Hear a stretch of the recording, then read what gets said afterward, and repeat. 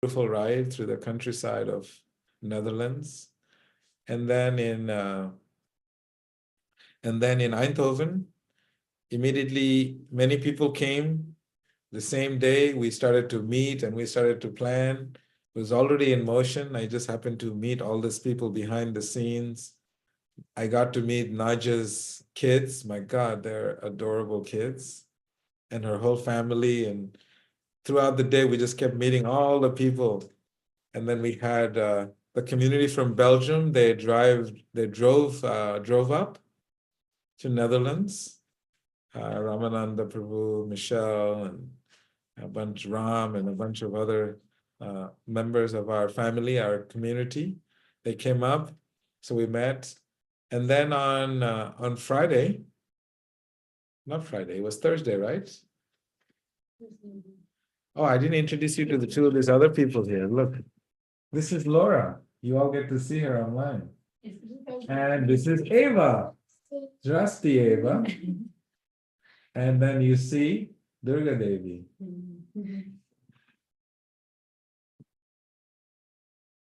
So we are in this office of the devotee who, a saintly personality who runs this Vitarama place. He's a consultant. He consults on people's health and he puts them on a diet, on the most healthiest, delicious food diet. And just by eating food, you heal yourself. So I'm in his office right now because he's at the event. So I flew in here yesterday and immediately we got a little tour of what is going to happen. And so this morning there's 800 people at this place called Sofia Opera House. It's one of this very, very historic building in Sofia, which is the capital of Bulgaria. There's about 800 people who are all spiritual seekers. And there's different presenters.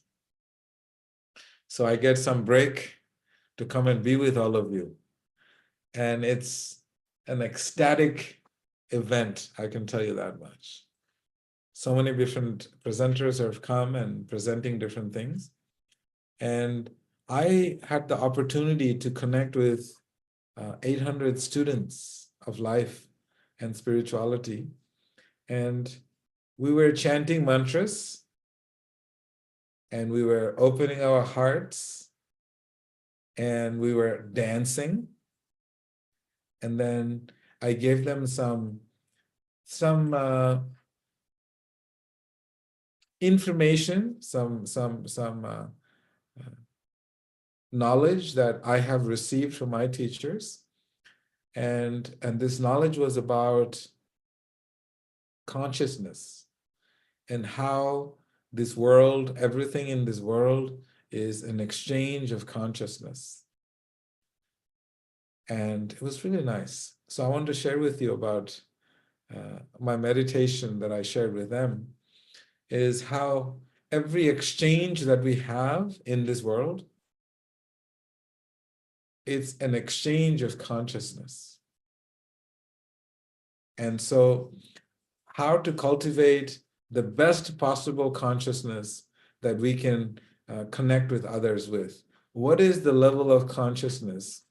What is the secret recipe that enables one to have the highest level of spiritual consciousness, that everyone wants to connect with you and everyone wants to, is nourished by that presence. So this is what we talked about. So I want to tell you a story then. This is a story of a great king. Are you ready for stories or you want more other information? I want to tell you a story. So the story is about a king. He was sleeping in his royal bed and he had this dream. Some people have dreams. So he is one of those people that was having a dream that he was a butterfly. Do people have dreams of you being butterflies and things like that? Yes. So this king was having a dream that he was a butterfly and he was floating around and relishing the beauty in nature and surrounded by beautiful flowers and wilderness. And that dream was so vivid in his mind. So he woke up from his dream, and he's completely alert and awake, and he was wondering what this dream means to him. So he sent his soldiers and wake up all the ministers. And the ministers are woken up, and middle of the night, the king wants us. What's going on? It must be something urgent. Normally, the ministers are consulted if there's an emergency, if there's a war, if someone's coming to take over their kingdom, or whatever other deep reasoning of emergency. So all the ministers came and they asked the king, "Oh, my dear king, how can we serve you? What is the emergency?" And the king said, "I need to find an answer. The answer to this question. I was sleeping and I had this dream that I was a butterfly and I was hovering around this beautiful nature, and I want to know what is up with this dream. I want to know if what is up with this dream, and if me, the king, is actually dreaming this, or the fact that I am a king is only a dream." Did I say it correctly? He wanted to know if he was dreaming was the reality, or the fact that he was a king was the dream, and the dream was a reality. He wanted to know if he was a butterfly or if he was a king. It's an interesting question. So the ministers started to freak out. They're like, "Oh my God, what happens now?" Because, if they misguide the king those days, the kings would punish you. So they're all going over trying to figure out, what is this? How do we respond to the king? And as most kings, they would have, very, very knowledgeable ministers. And when the ministers, they got together and they had a discussion, they concluded that the king himself and the dream of the butterfly, they were both illusion. They were both dreams. And neither of them were real. So then they all agreed upon this conclusion, and they came to the king and they explained to the king, "My dear king, your dream is just a dream. The fact that you're a king is also just a dream." And the king was really puzzled. How is this just a dream? So this is where the ministers together, ministers are generally quite knowledgeable sages, and they explained this deep philosophical principle of consciousness.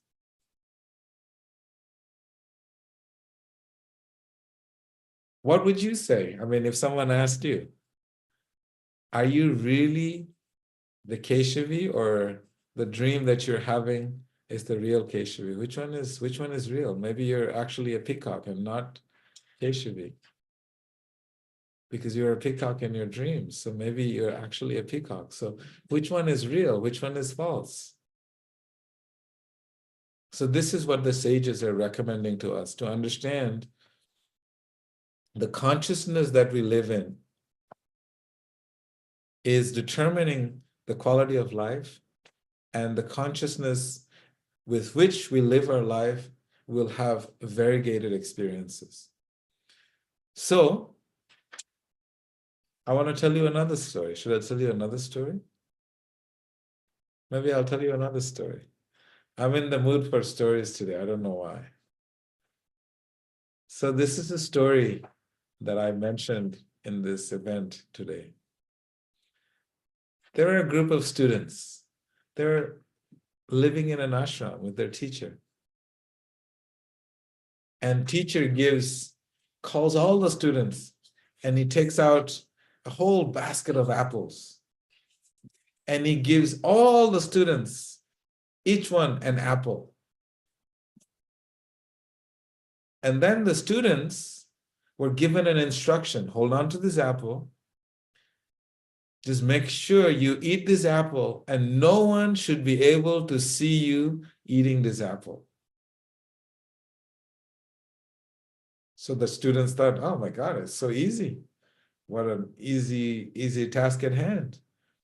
So they all found their little secret hideouts and they all ate the apples. And they came back to the teacher.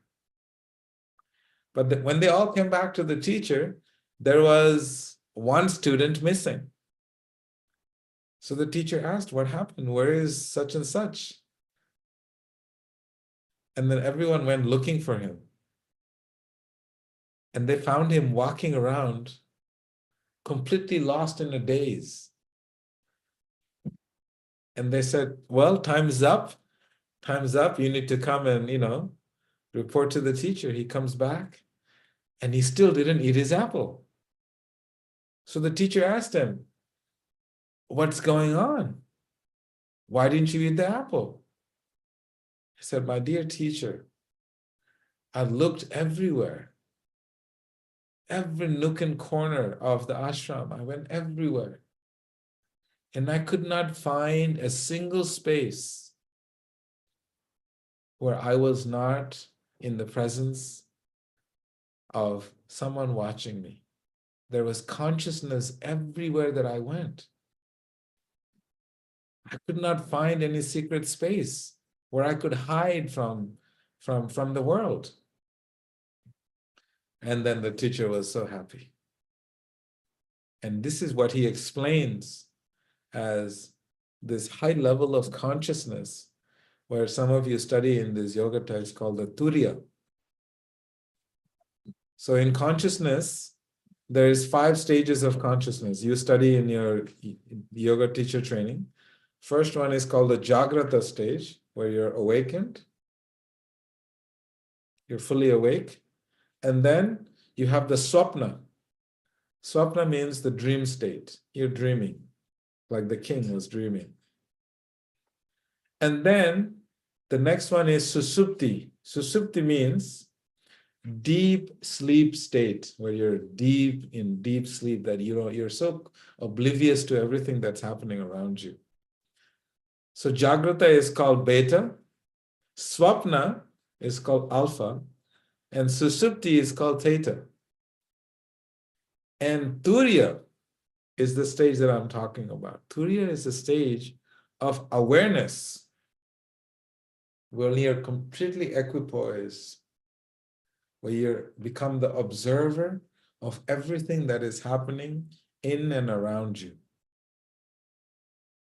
It's an absolute state of awareness.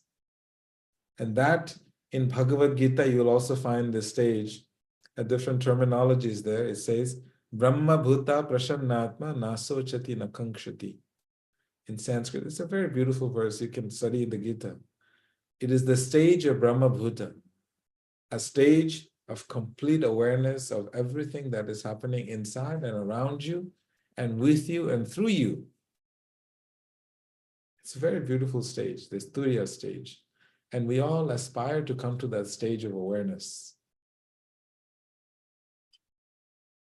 And finally, after this Turiya stage is another stage where you'll find this great saint Bhaktivinoda Thakur. He talks about a stage called Turiya Tita. Turiya Tita is a stage beyond Turiya. Not just awareness, but you are aware, you're consciously aware that there is a higher consciousness that is also observing you. And that is where divine relationships happen. That is where bhakti is experienced, divine love is experienced. Where you can experience your individual consciousness is connecting to the supreme consciousness That's why it's called Turiya. Atita means something that is beyond Turiya. So this is the discussion that we'll be having and we'll continue to be having the next few days here, understanding the different layers of consciousness. And each one of the stages of consciousness, Jagrata stage, there is many layers to it. The dream state, there is also many layers to this dream state. Sushupti, the deep sleep state. And finally, this Turiya, become the observer. Observer means you step out of the action and you simply see what is happening around you. And finally, the Turiyatita is that you're also being observed and you're part of this beautiful cosmic creation.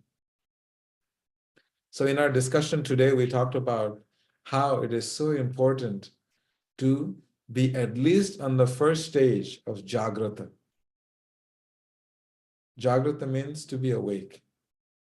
What does that even mean, to be awake? This great saint, Bhaktivinoda Thakur, he writes in his beautiful prayers to the divine, he says, Jeev Jago, Gaura Chandra Bole, Koto Nidra Jao Maya, Pisa Chira Kole.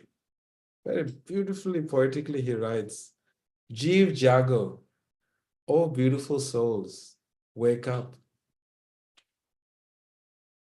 Wake up. Wake up from what? From this conditional stage that we are in. He's helping us to recognize that we are operating from a level of consciousness that is in a state of deep sleep.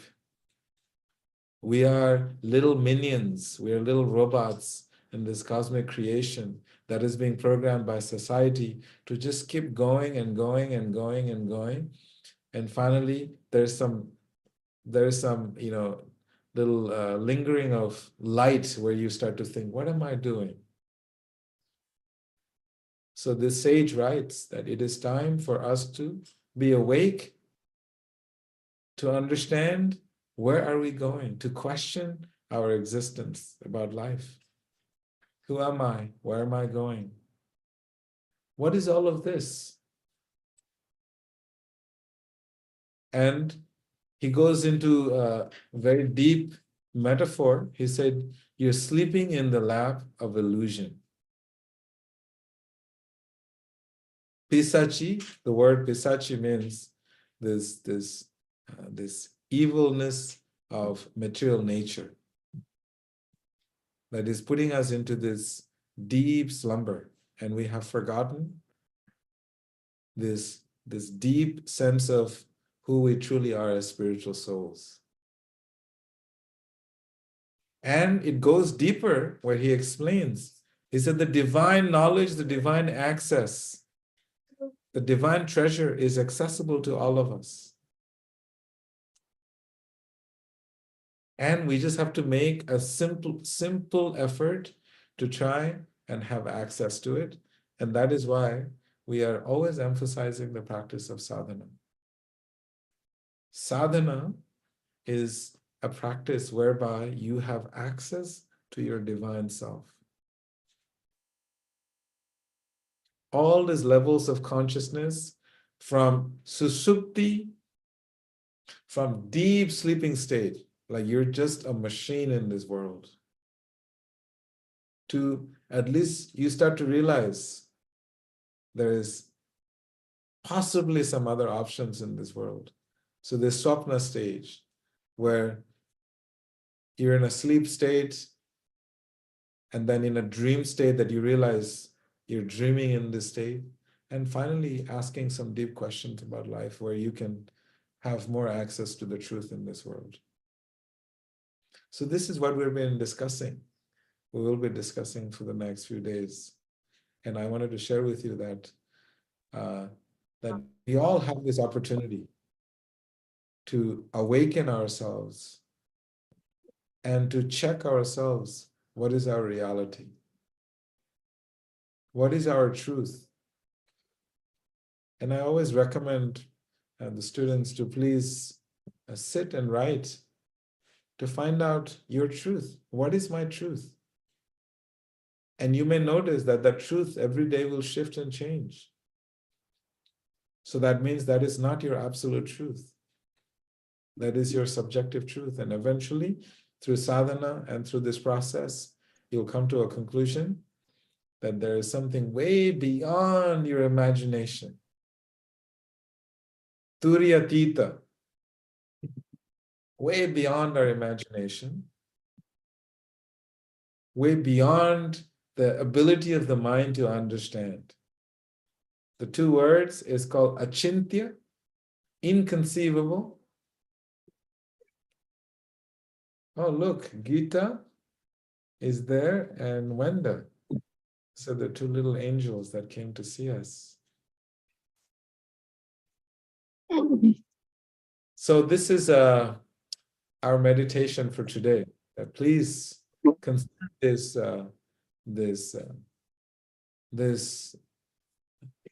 nectar that is being poured upon us by the sages, so that we can explore deep within ourselves. What is our truth? What is our true essence? And how can we access it? I'll leave you with this last thought, is that, rainwater is considered to be extremely pure. When it falls, the rainwater, when it falls, is pure. So when we come into this world, we're like this beautiful drop of rainwater. It's completely pure. But this pure rainwater continuously goes through different contaminations. When the rainwater hits the mud, it looks muddy. When the rainwater reaches the coals, it'll get a little different color. Wherever the water flows, the water adopts the color of that place and those energies. But essentially, when you move elements out of the water is still pure. So in our life, we have to see how to come back to that pure state of consciousness where you can always maintain your purity. And that is the place from where we can actually experience the deepest emotions of spiritual love. So this is my realization for today. So thank you so much. If there is any comments, questions, Keshava Prabhu, if you would like to add something, Kamanina, any of you would like to add anything, subtract?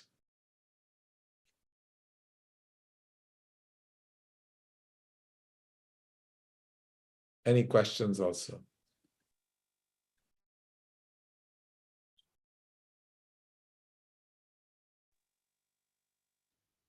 Hey, Veda.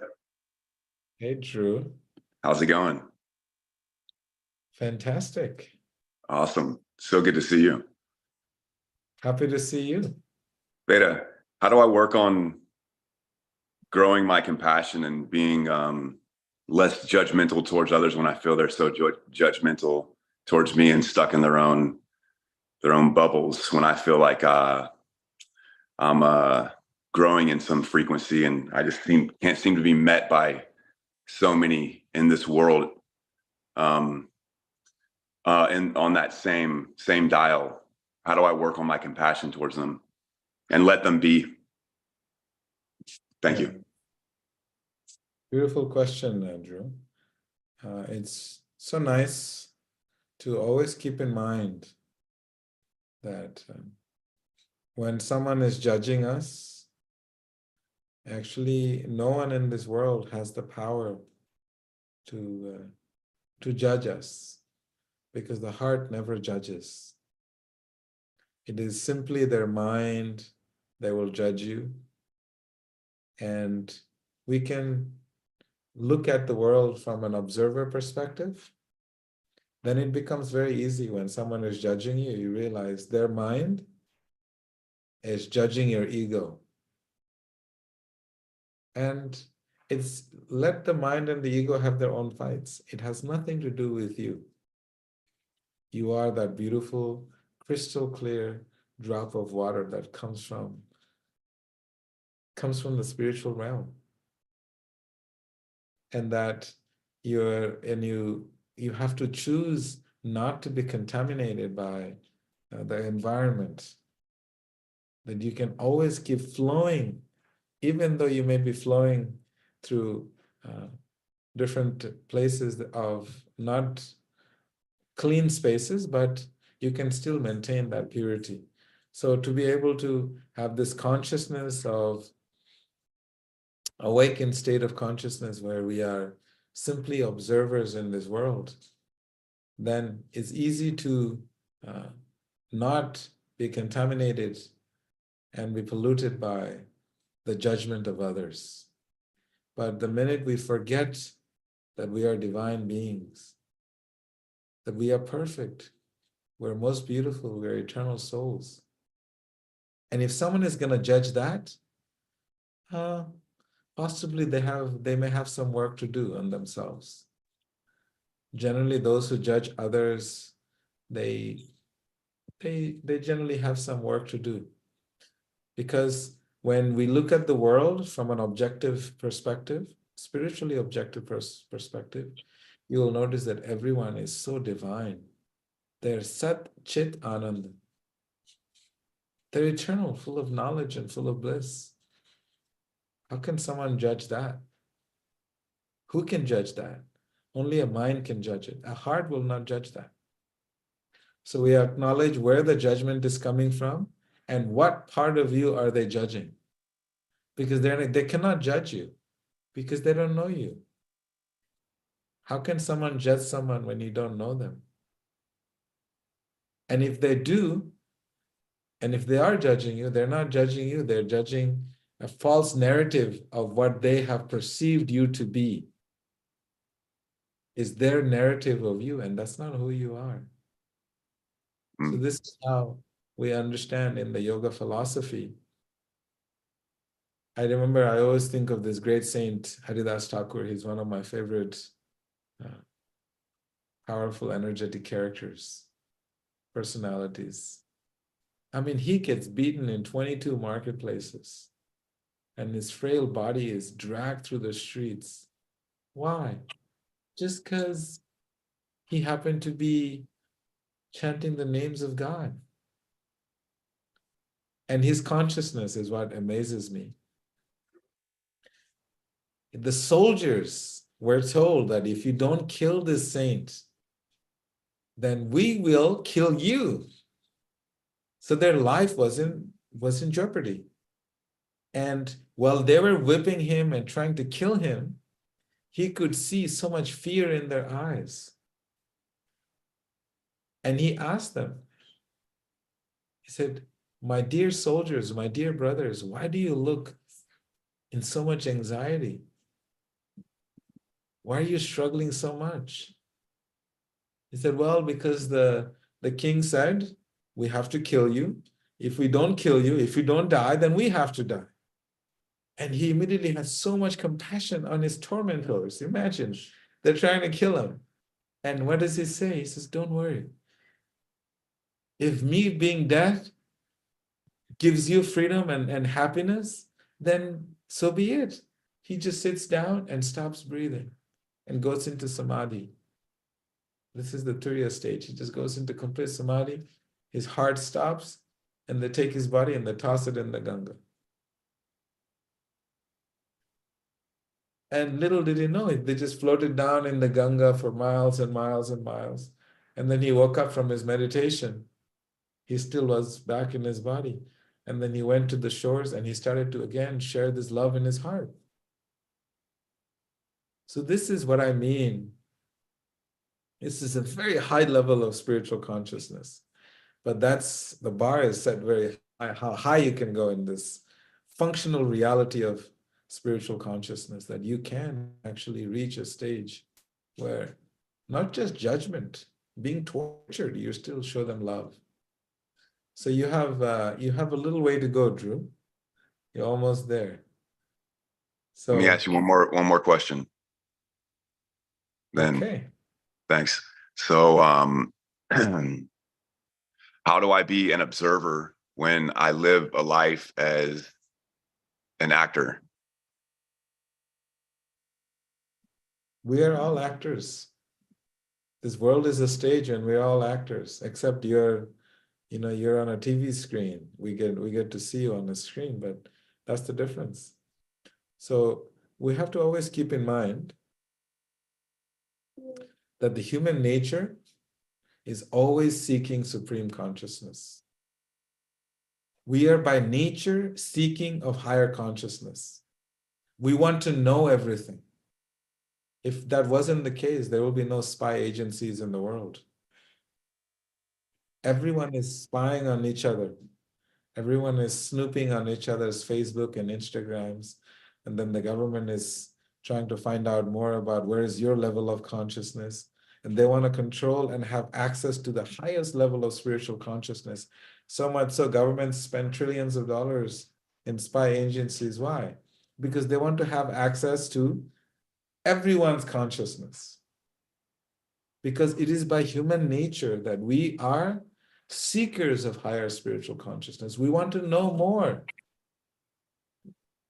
So therefore, I think if we keep that in mind, that we need to seek not through artificial means, by snooping and figuring out what's people going on, but the real spiritual consciousness is deep within ourselves. And we have to see how to access that. So then what are they? Like, what are they if they're doing that? Those government entities, like what? And we're all like seeking that, but what is that? That is a material way of approaching something that is spiritual, and it doesn't work. Ah, Material tools for spiritual access doesn't work. You need a spiritual tool. When you practice spiritual life, you have access to your heart, and you'll be able to touch the hearts of many more. Hundreds and thousands and millions of hearts can be touched. And that's why the sages are known for that, and they're extremely rare. And we all have the opportunity to get that sage inside of us out and live that life. So Drew, I don't know if that answered your question. yeah, that was interesting. Thanks. And just one more thing, everybody, just say hi to my dog, Saya. Hey, Saya. Okay. All right, that's it. Thanks, man. Anyone else would like to add anything? Yes. Yes, I have. You say in the five five states, Jakarta and Swampy, and the fifth, what was that? The third one was Sushupti. First one is Jagrata, Swapna, Sushupti, Turiya, and Turiyatita. Turiya? Turiya Atita. Okay, yeah. And by Jakarta, the first you say walking, and what is right. that? Yes. Awakened Good. state of consciousness. Yeah. All right, excellent. I know Eric's coming over with a painter, not to paint, but just to look at the space at around 11. But that shouldn't, I don't think. Okay. Someone's getting their house painted today. Anyone else have any questions or would like to add anything? How is that some of the dreams we are having are shared and some of them are just our own? Okay, we have Laura has a question for all of us. How is that? Can you repeat it because I'm not able to speak?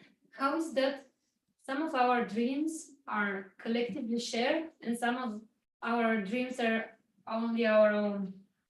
Explain collectively share what dreams. Like the king is perceived by also the ministers as a king, but it's still a dream, and his dream of being a butterfly is his own dream. They don't perceive him as a butterfly.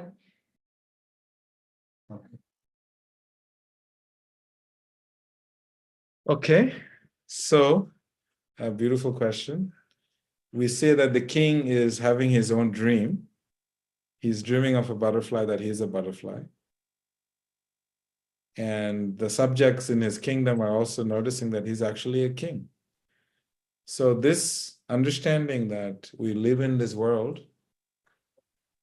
when we have any identities, that is an acquisition in this material world. That is a material identity, it is a material dream, and it's an illusion. To think that this dream that you're having is the reality of life, that you're a king. This is a designation that we acquire. All identities we have in this world are acquisitions in this life, and it only stays up until this life. And when this body is, when we call ourselves dead, that is a long extended sleep. That's all it is. Till you get another body and you start waking up again, have another chance to wake up. So this identities, acquisition of identities in this material world is a real issue. You will notice that when you're young, you've been given an identity. You're a little baby, you're a student, you're in this grade, you're in that grade, you're an athlete, you're a musician, you're this, you're that. These are identities being imposed on you, and it becomes part of your narrative because you start to identify with it. So when we start to realize through our spiritual cultivation, through our sadhana, that all these identities in this world are all temporary acquisitions and they don't go with us. And even the temporary acquisitions in this world could confuse your life so much more that you will suppress your own spiritual identity and the possibility to access the depth of your being. So therefore, we need to keep in mind that all acquisitions in this world are only for this world. Beyond this, there's nothing more. When the matter is over and this body turns back into the elements, then all that's left is nothing. So therefore, we have to see how to cultivate our spiritual natures, which is the true nature of the soul. Yes, Erica wants to add something. Oh, I didn't know if my raising hand would work. I have a question. It's kind of weird and strange, but so I definitely believe in like us being divine souls and, you know, living different lives, having a different body, being an infinite soul. But I'm kind of wondering how that works with remembering a person. I just lost my grandmother this week, and I've been trying to find peace with it. And to find peace with it, I tell myself that she's reunited with her husband and her siblings who passed. But I'm like wondering how that works. Like, is she still there? Like, is she still her, or is she no longer her and she's going to be somebody else? I don't know how to word what I'm asking, but I hope that it makes sense. Beautiful question. In It- fact, last Wednesday, I was in the room and I suddenly got a call from one of the monks, Raj. He walks up to me and he goes, Nate's mother died. And Nate is another monk in the ashram that live with me. And he says, Nate's mother died. Started to be in some sort of an emergency mode, like I have to see what's going on. And then I walked up to him and I found out that it's not his mother, that his grandmother had passed away. And because he was raised by his grandmother a big chunk of his life, he had a deep attachment to her. And we did a whole discussion with him about how to understand what departures mean. When death means a rebirth, it's just going to have a different identity and you won't know what it is. So they will have a different identity. But yes, life is eternal. And I explained to him, he even messaged me when he was with her. He did a whole spiritual ritual for her. And he was having a lot of struggle in his heart. He's like, I should have done this. I could have done that. I could have done this better. In hindsight, there's so many regrets that he was carrying in his heart. And I was explaining to him that in this life, we should not be regretting the separation Oh, Bruno is here. Welcome back, Bruno. So we should not be regretting the souls leaving this world. We should be celebrating the souls leaving this world and having a better spiritual birth. Yogis, they never lament for any departure of any souls from this world. To be free, because this body is sometimes considered to be a network of illusion. To be free from illusion and to be connected to another's ultimate spiritual reality, it is freedom, it's liberation.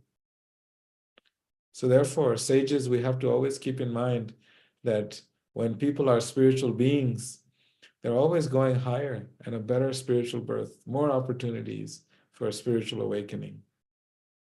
This body is only a temporary machine that is given to us on a temporary lease. And we all have to vacate this body. We cannot live in this body permanently. It doesn't matter how much time and money you spend and how many facelifts and everything you do. We are on a temporary lease. This machine is on a temporary lease, and we have to return this body back to its owner, and we get another one.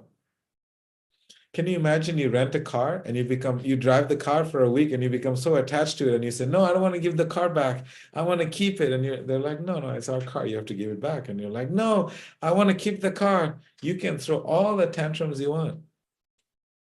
But the car doesn't belong to us. We have to give it back to the owners. So this is what departures of beautiful souls mean. When they come into this world, we have to realize that we have to let them go, and they also have to let themselves go. You can't fight it.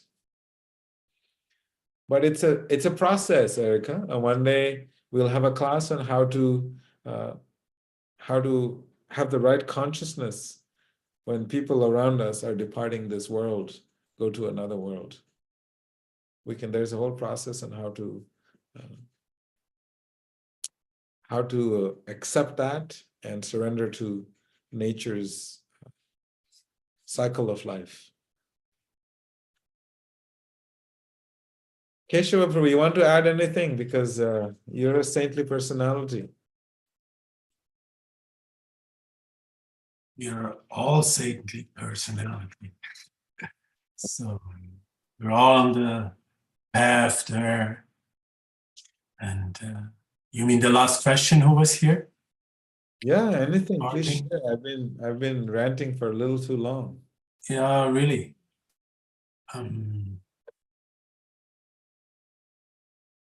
The departure, like Bhakti Tirtha Swami would say, you have to die before die.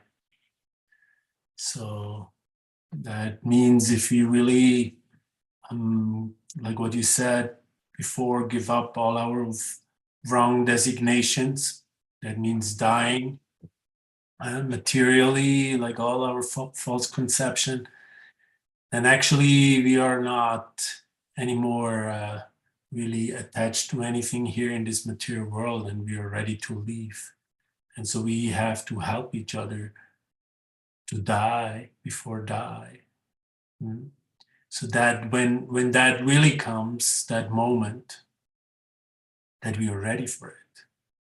Like all what we do here, all this weekly session is this will help us die before die. Yeah. And then when this happens around us, we are not bewildered of it. Like we are actually happy that a person gets free from this material entanglement, hopefully not taking birth again. But yeah, this it's very good. Like when my sister died 20 years ago, she was 30, 25 years ago, and yeah, it's so intense. But for me, it woke me up, and to we need this experience where we face this reality more and more. That's why we're getting all older, and when we get older, we get more and more faced with that reality that we have to live here. We are not eternally here.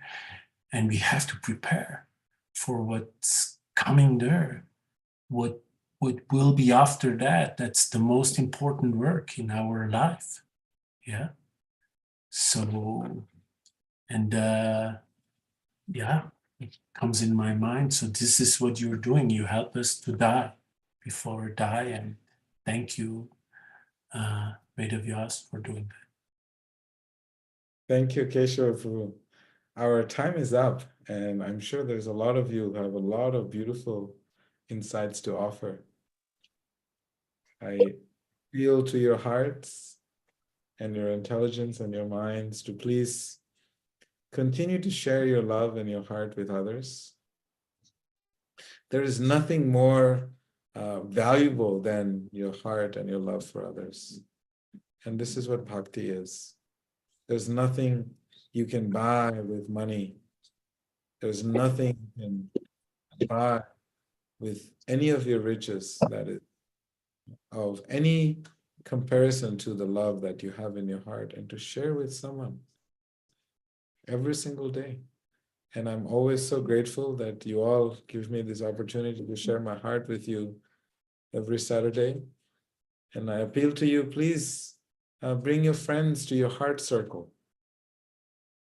Bring your relatives to your heart circle. Bring your communities to your heart circle. And then just bring everybody to this increasing Heartspace heart circle, so we can have a global heart circle, and we can have this global heart feast of spiritual love. So thank you so much. Namaste, beautiful souls, and I look forward to seeing you next week. Thank you, Vedaji. Namaste, everyone. Thank you. Namaste. Namaste.